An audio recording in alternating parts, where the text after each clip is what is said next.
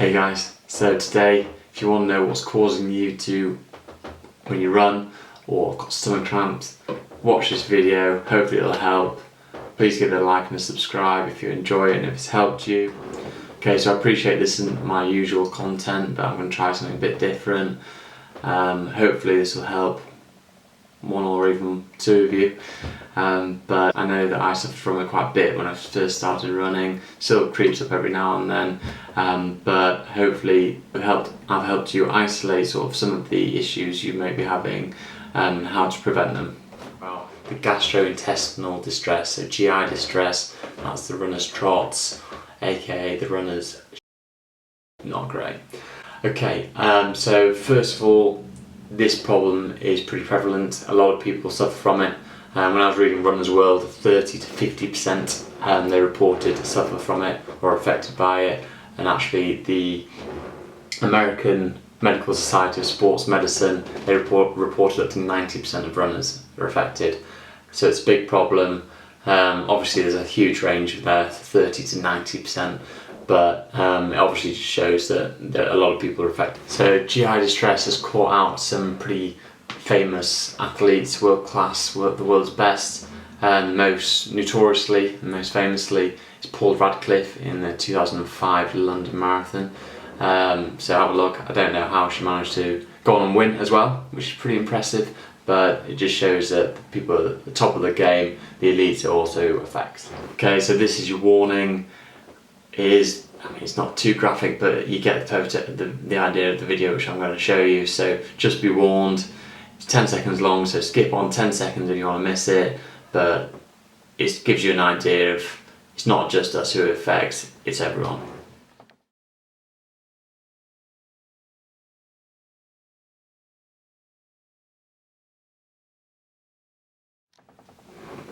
Okay, moving on from that video, let's go on to the symptoms and the symptoms of actual GI distress. So what are the symptoms? Symptoms can include wanting to have bowel movements, the urge to have bowel movements, diarrhea, defecation, flatulence, stomach cramps, anything which causes your GI system to just be really irritated.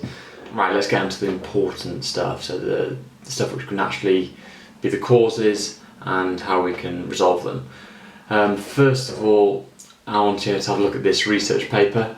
It's by Peters et al, looking into the gastrointestinal system during exercise. When reading through the paper, I came across this quite interesting diagram.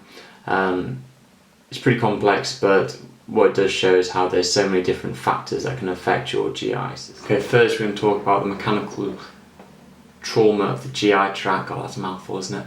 But let's do this in a bit of an explanation. This Coke can, not an ad, is your gut, and imagine you're running, it's a repetitive motion, up and down motion, all the jarring, so you're shaking, shaking, shaking, and then you open it, goes everywhere.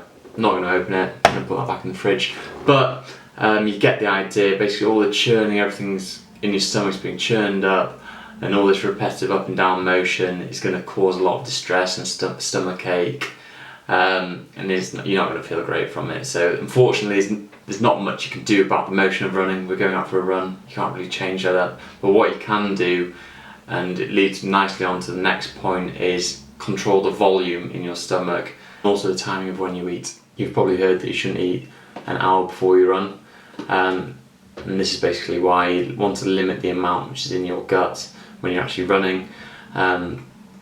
You don't want to have lots of volume in your stomach, and then having this jarring motion is only going to aggravate your gut even more. You want to give your body enough chance to fully digest the food what you've eaten. The next potential cause is dehydration. As you can see from this diagram, the dehydration causes the GI blood flow to decrease. This is due to the blood viscosity, basically the thickness and thickness of your blood. The thicker it is, the harder for the blood flow to actually flow, so the resistance increases of the blood flow. The best way to check if you are hydrated is to use this chart, which I got from the NHS website. It's pretty self-explanatory, but you check your urine compared to this chart here, and if you're in the top range, you're hydrated. If you're below hand, you are dehydrated, so you need to have some more water. Okay, next topic, and it's quite an interesting one. So coffee. There's loads of hundreds, maybe even thousands of articles relating to caffeine and how it helps you in your performance. What caffeine does, it helps you to push harder for longer. However, you have to remember that it is a laxative. What I would recommend is to find something that works for you.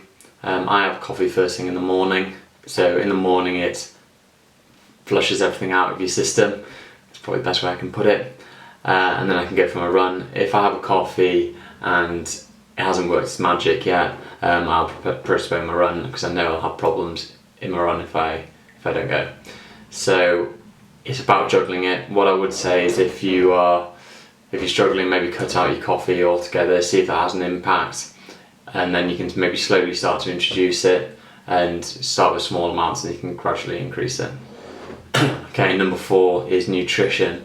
I'm yet to find someone who can handle a vindaloo the night before a run. Oh mama, too hot, too spicy? Hot. So be careful what you eat. What I'm trying to say is that nutrition is very personal. Commonly people try to avoid foods such as spice or high in fibre, but it just depends on what works for you. If you are struggling, maybe a case of trial and error, trying to find the foods that work for you and the foods that don't work for you. A good way of doing this is if you do have any GI distress, do a 24-hour food recall and try and isolate the food that's causing the trouble, which food's a troublemaker, take that out, and then hopefully you'll be able to run. Okay. If it's not, it could be one of the other causes which I mentioned, or it could be a different food altogether. So last but not least, perceived stress and anxiety. So this is a hard one. You go in a downward spiral because you have GI distress on one of your runs. So the next run you go out on, you're going to be anxious that it's going to happen again, and then it does happen again, and then you're going to be anxious, so on and so on. And I know it's easier said than done, but you have to try and just take away that stress and anxiety from your run. So a way to do this is maybe don't run to pace if you've always been looking at your watch or the pace you're running at and it's making you a bit nervous. Take away the pace and just go out for a run. Maybe make the duration a little bit shorter, or even do some run walks just to build up your confidence. And once you've got the confidence that it's not going to happen, then you've sort of broken that cycle. I hope you found this video helpful. If you have, please give me a like and a subscribe. If you have any running questions or health related questions, put them in the comments or message me on any of my social medias. I'm happy to help, and I hope you enjoy your running.